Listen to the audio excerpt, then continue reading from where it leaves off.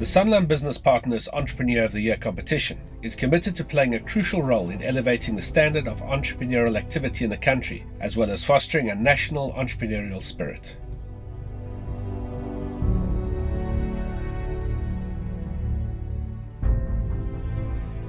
Our goal is to celebrate excellence in entrepreneurship and to promote it as a viable and exciting career path.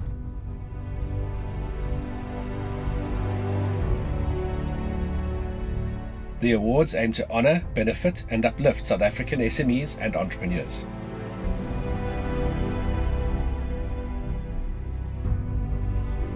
So here's to you, the crazy one, the misfit, the rebel, the troublemaker, the square peg in a sea of round holes. You're the one who sees things differently.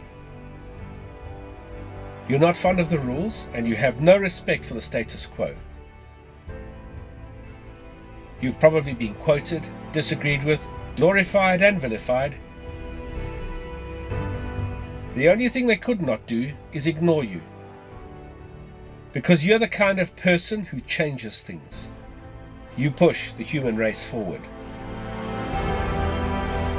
So while some may see you as crazy, we see genius. You know who you are. You're the one they laughed at. You're the one they said would fail. You're the one who risked everything to give birth to your dreams.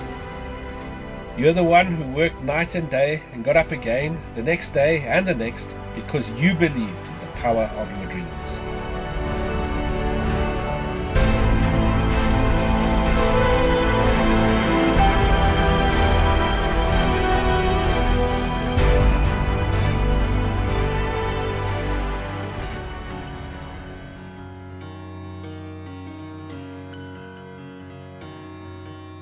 My name is Kim Whitaker and I'm one of the co-founders of Once in Cape Town, which is an all-star hostel in Cape Town. Well, essentially Once in Cape Town blends the best elements of a hotel and a youth hostel and brings people to a place where they can really explore Cape Town. I guess all the little things that I wrote down in my little black book while I was traveling, we've tried to implement here. Well, being then in my mid-20s, I realized I was looking for something a little bit more than a hostel. So I wasn't really prepared to sort of share a room with people. But a hotel was just too boring and I couldn't meet people and I couldn't identify. So we realized there is a gap in the market for millennials or Afro-millennials that are wanting to travel or needing to travel for work or leisure and have that opportunity to stay in a great accommodation, centrally located, where they can still meet people and where there's a vibe. So we found a building and we did it. I find that most people live a sort of fake life in the real world, and when they travel, they drop their guard, they meet other people, they make better friends than they might have in their home environment because they really just connect with themselves. So we try and facilitate that here. Entrepreneurs definitely do think different. After all, you're solving a problem. You identify a problem and then you go about solving it. A lot of the time, I'm inspired by the out-of-the-box thinking that entrepreneurs come up with. And we have a group of entrepreneurs, we're in a WhatsApp group together, and the stuff that comes out of there is mind-blowing. The ideas that they have, I often think that entrepreneurs should be in government. You know, they come up with such creative ideas and it's really inspiring. My name is Nisha Maharaj. I am the MD of Niche Integrated Solutions in South Africa. I'm a technocrat, a woman in the IT services industry. We bring international leading software solutions to South Africa, things that are unique to our country that we do not already have here. We also bring IT skills through our partnerships and assist South Africa in terms of bridging the skills gap in as far as IT services and skills are concerned. In addition to that, we are also engaged in entrepreneurship training. So we have designed an entrepreneurship program in South Africa that entails teaching students in this country the skills that are required to start their own businesses and to succeed in the entrepreneurial environment. I started off my business just over a year and a half ago. So it's very early stages in our business. But the one thing that we've recognized is that our business has gone into a transition literally every 2 months. As we move along with our business, we're finding new opportunities where the starting point was a year and a half ago versus where it currently is. It's a totally different dynamic. In terms of staffing, you also need to surround yourself by good people. In fact, you need to surround yourself by even stronger people than you are, because that is what leadership entails. Now, there's a very classical distinction between a manager and a leader. As a business owner, you need to really aspire towards the context of being a leader, and you need to build your business in such an extent that your people are empowered and they help you elevate yourself to the next level. Business is not about money. It's about the legacy that you can create. It's about the legacy that you can leave, and it's about the number of lives you can touch. Hi, my name is Orlanda Ntsompo. I own a cleaning and hygiene services business called EOY Services, and we're based here in Johannesburg. We render contract cleaning services. We belong to the cleaning industry under the services sector. We render hygiene, office cleaning, also known as contract cleaning. We do grass cutting services, garden maintenance, carpet cleaning and upholstery. I do a lot of work with government. Right now, for example, 100% of our business comes from government. Saw cleaning jobs being advertised on notice boards everywhere we went, and we decided to give it a shot, see how far we would go. I have a team of about 75 people, including office staff. They all come from previously disadvantaged black communities in the country. We recruit them based on locality, that is, we look at where the project is and we recruit people from that area. You know, the wages in the cleaning sector or cleaning industry is not that much, so we wouldn't like to see people spending a lot of their wages on transport. So we recruit from local communities. The skills really are not a requirement. As long as a person can learn, they can handle a bucket and a mop. We train them. We send them to companies for training. We have our own internal staff that are well trained as supervisors. Sometimes it gets to a point of, teaching people behavior because they've never worked before. But we take them. If they're able to work and they're able and willing to learn, we take them.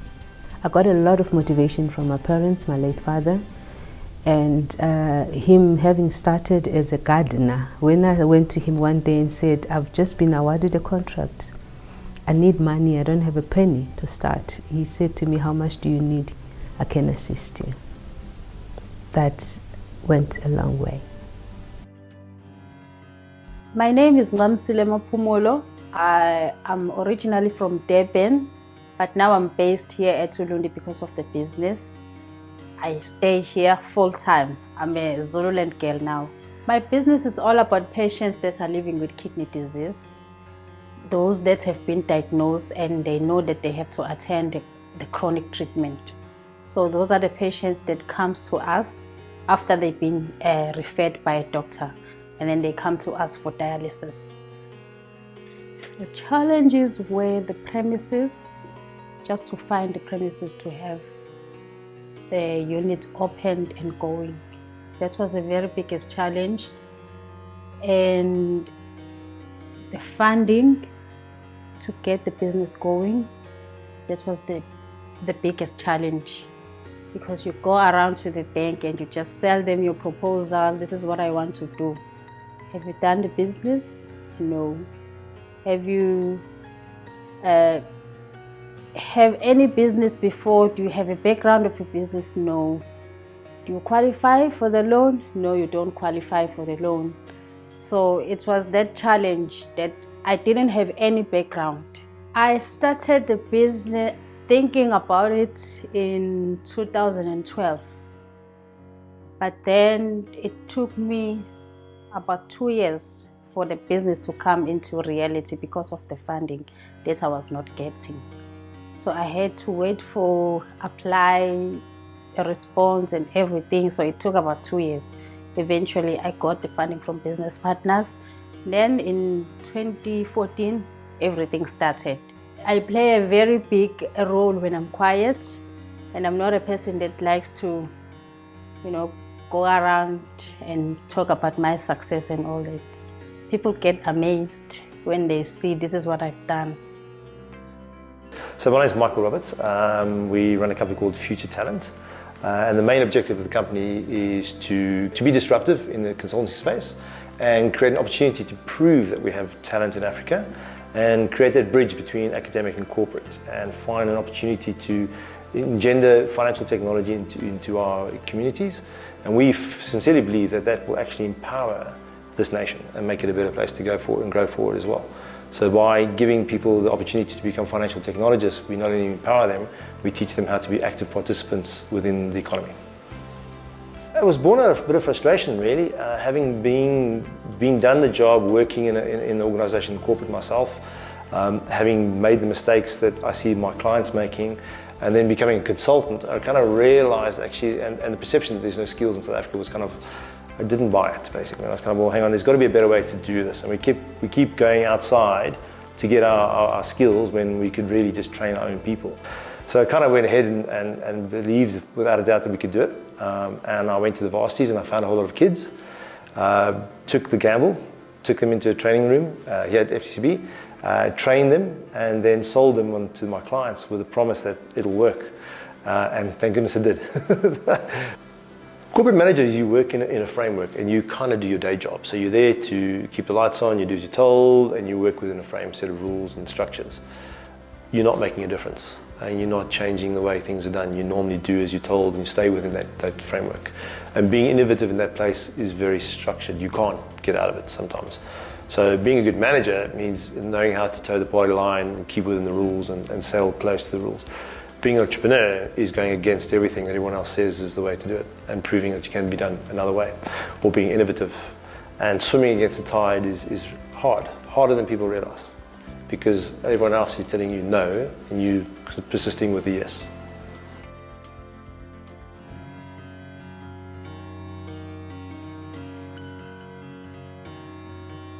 I'm Shaun Villiers. I own the business called AdMaths. We're a private service provider in maths enrichment, advanced maths at different schools. So there's really a need in the country at this moment to prepare learners better for university than the current syllabus is allowing. So we try to fulfill in that need and cross that bridge between school and university maths. Basically, we focus on the facilitator in front of the class.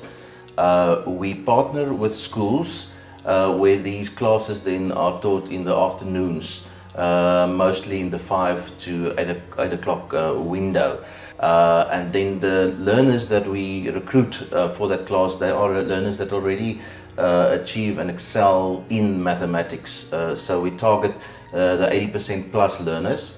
And hand them out this invitation to do this advanced maths. I built my business through the electronic medium of email, and now I'm starting to, after the big growth period, settle down a bit, consolidate a bit, and go introduce myself in physical capacity to those people that I appointed. So it is quite an interesting story. The fact that I could sit behind a laptop and build this business up to 60 centers in South Africa without leaving this area. The real drive for me is how well I can do it. That gives me real satisfaction. Any financial benefit along the way, it is like, it's almost already brought back into the company. How far can we build and develop our IT system? So for me it is that I plow back the whole time, and then also I need to look after my people as well. So I want to raise them up with me. My name is Plessis. I'm the owner of C3 Technologies. At C3 Technologies, we manufacture electrical distribution boards and all associated products like power factor correction units, generator changeover systems, street lighting kiosks, and distribution kiosks. And we also do on-site modifications to existing boards. I've been working in this industry for about 14 years. I worked for a family-run business, and they decided to sell the business. They didn't want to sell it to me. So when the opportunity came along, I thought, you know, I've been doing this for 14 years. I've been doing it for someone else. Why not take the opportunity and do it for myself? A typical client would be a commercial or industrial electrician. They mostly do projects like hospitals, shopping centers, office blocks, big factories, factory parks, office parks. So they would typically be my client. All the people that are working here have had a significant influence in the success of this business. They're loyal, but you know, from my side as a boss, I need to look after the people that are working for me. And I believe if you pay people a decent salary, they will return the favor by being loyal. Going to sleep 3-4 o'clock in the morning, waking up at 6, you know, there's no substitute for hard work. You get to a point where you can't do everything yourself anymore, and that's when you start employing people. But for starters, you have to burn the midnight oil. Now, just short of 3 years later, I'm currently employing 34 people, and my business has grown quite substantially. I mean, our turnover doubled from year 1 to year 2, from 7 to 15 million, and we passed that already, and this year's not even finished. My name's Bryan Anderson. I am owner of Delta Steam Systems with 2 business partners. We manufacture Delta Venturi steam traps. We are in the energy saving business, so we manufacture a very small part of an industrial plant that's critical to the plant to save energy. That's a product that has no moving parts, so it doesn't break down, unlike traditional technology. And we being manufacturer, focusing on the core business, and we have partnerships internationally to market and distribute our products. Well, personally, I was been in the industry for a few years, and ongoing maintenance of steam traps, ongoing maintenance of traditional steam traps, and clients continuously buying over and over again, and seeing that there's an opportunity in the market for something that lasts longer and can give better results. The challenges were predominantly the technology being far too simple to actually work. The industry as a whole looked at it and said it's too simple, it can't work. The big manufacturers traditionally would have done it. We've proven them wrong over and over. That was a real hurdle to get over, to convince the clients and the big clients, the petrochemical plants, the pharmaceutical companies, that this technology works. Yeah, the bottom line, you can't live without the bottom line. You need to focus and work hard. But business changes you as we grow older, as we learn. There's a lot of things that change a person, and I think in the time that I've been running this business and been involved with my staff and with my partners, I've learned a heck of a lot from all of them. You know, from the guys that Leon, who drives for us, for example, right up to my business partners. There's things we can learn from everybody, and I hope I have the same effect on them. G'day, I'm Shaun Ledlle. My company is called Kershaw Aviation. We are an online aviation training organisation. We train pilots over the internet on all of their theoretical courses that they have to do. Our business is about safety. We offer our clients a consistent level of safety training that they can do anywhere in the world, 365 days of the year. I was managing an aviation company in Afghanistan for the World Food Organization, and I realized that the majority of my training budget was being eaten up by the logistics of moving pilots back and forward to their country of origin, where they had to do their annual training refreshers. So when I finished my tour in Afghanistan, I came back and I realized that there was a better way to do it. That's where I saw the opportunity, and with a lot of blood, sweat and tears, we made it happen. So we went to the market and we called in some specialists to give us quotes on exactly what it would involve and what it would cost to build an online training platform. Once we got those numbers, it was quite disheartening because it was way too expensive. So I put my nose to the grindstone and learned how to set up an online training platform and build courses, etc. And then once we had the finished product, we had to then go and get it recognized and regulated by the Civil Aviation Authority, so that when somebody does our course, they actually get a recognized validation on their license and they're allowed to fly the next day. I think one of our oldest pilots is he's 73, and he did one of our courses online. And after he'd done the course, with 45 years experience in the industry, he phoned me to tell me that it was a great course and he actually learned something. My name is Ruan, I'm CEO of Flume Communications, a digital marketing company. We specialize in digital solutions for big corporate clients. Digital marketing at this point in time is all about using whatever you've got available on a digital platform to actually solve problems for the clients. And I don't think you'll be a good digital marketing company or agency if you don't use your wits and whatever you can to actually get the best results for your clients that way. So we specialize specifically in media buying, specifically helping clients bring leads to their business.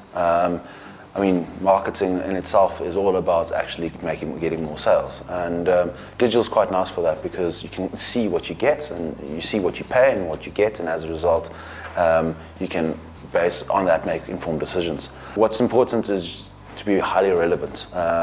What is great about digital marketing specifically is it has to be highly relevant for you to actually show up. So if you can't be talking to irrelevant people, you can target intensely with regards to type of clients that you want and who you're looking for and who you're trying to advertise.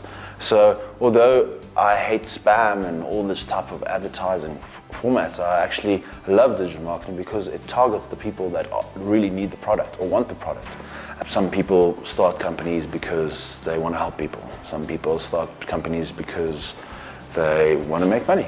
I think, though, going along the Disney kind of line is, if you enjoy what you do and you're passionate about what you do, you can't to some extent fail. Yes, of course, life happens, but you'll enjoy it and you'll work so hard, but you won't see it as work, and as a result, you'll do really, really well.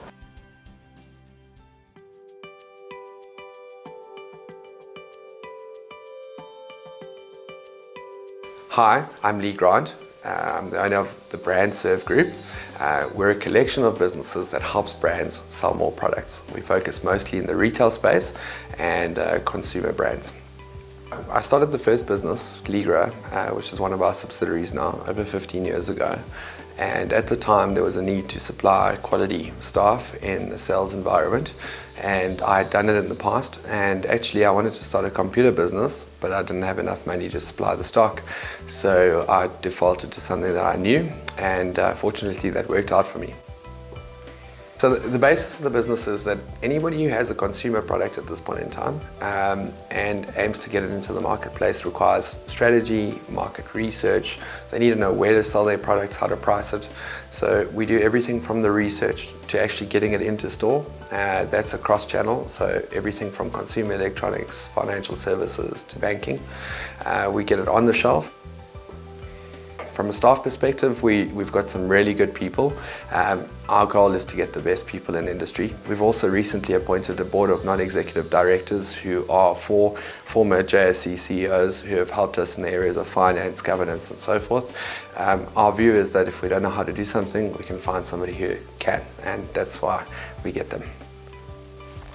We've got a lot of clever people in this business, and it's easy as a leader to try and override what they're doing, but if you know better than them, why they're there. So we've got a culture that we want people with an opinion. If we all sit around a boardroom and agree about things, then we might as well fire the rest of the team.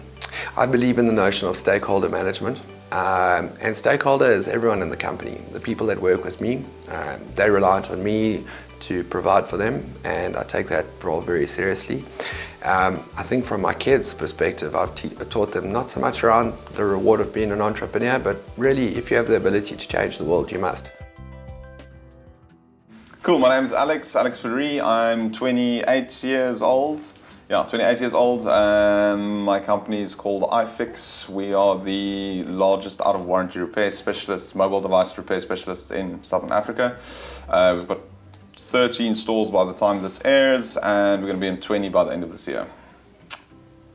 I see iFix as a vehicle for innovation, a vehicle for doing cool things. We on the retail side, we service Apple and Samsung and Huawei products. We've got our own range of accessories, but primarily we're about keeping people connected and keeping people online and taking away the FOBO of the fear of being offline and doing that in a way which makes them feel good. So I've always been a serial entrepreneur. This wasn't my first business. This was just one that sort of took off. And my iPod broke about 8 years ago, and I took it to the traditional channels. They told me to chuck it away. Didn't want to do that. Went online, bought a part on eBay, watched a video on YouTube, and boom, it was fixed. And then I did a friends and a friends and a friends and a friends and a friends. And for very long, it I was just doing it for pocket money. And yeah, and then it sort of just grew organically from there. Business is not about the money at all. Anybody that says that is not going to have a good business. Business is about people, it's about service, it's about ideas, it's about doing cool things. Money follows that. Like, if your business is about the money, stop now, turn around and walk away. Entrepreneur is a way of being, it's a way of thinking. It's not, oh, I want to grow up and become an entrepreneur. It's a way, you can become an entrepreneur tomorrow. Just change the way you think about things. It's about seeing opportunity, and it's about not being scared about doing it. So it's just taking that next step. It's like living outside of the comfort zone. My name's Lewis Thomas. I'm a hairdresser, and I arrived here by myself when I was 20 on a ship from England. And the name of my business is called Partners Hair Design. At the moment there's 22 shops, and there's approximately about 270 to 80 members of staff that are employed through our organisation. Since I was 15 and 16, I knew that I wanted to be a hairdresser and own my own shop. So since those early years, I was planning in my brain how I would deal with certain situations. And in most cases, that when decisions were made from salon owners, I thought to myself, if that decision was left to me, I wouldn't have done that. I wouldn't have made that type of decision. I would have done this. Being a hairdresser and opening up your own shop, you know, you just need an affordable size, and affordable is like very critical, you know, and it mustn't be too big or too small. It's got to be just right. And you know, to fit out a hairdressing salon is about as easy as fitting out your bedroom at home, really. You know, you just need a bit of plumbing, some mirrors, some nice tiles on the floor, and a nice door and a nice desk, and some nice people with big smiles on their faces. And you know, it's kind of, that's how hairdressing is. It's a very tactile, feel easy kind of type of business. It's a very people-orientated business, and I'm good with people. So as time moved on, I thought, why not develop my skills and start with another shop? So I got myself another shop, and then I realized that I could do that. So I thought, gee, if I can do that with a second business, then I can do it with another. And so I got myself a third, and a similar story happened, and then I got myself a fourth. And it was kind of all pretty much like-minded type of issues. And so I'm still rolling, I'm still going, I'm still keeping this thing going, and I'm enjoying it all. My name is Gil Oved. I'm the co-CEO of the Creative Council Group.